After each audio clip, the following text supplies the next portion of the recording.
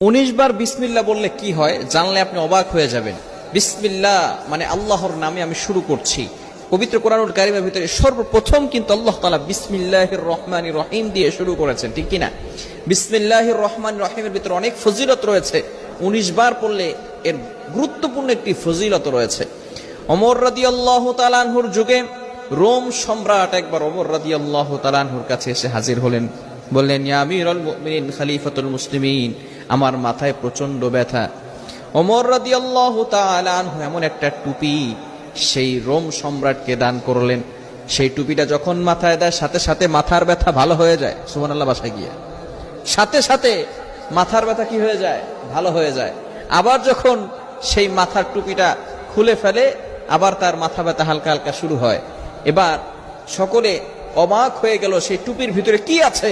ওমর ইবনুল খাত্তাব রাদিয়াল্লাহু তাআলা আনহু টুপি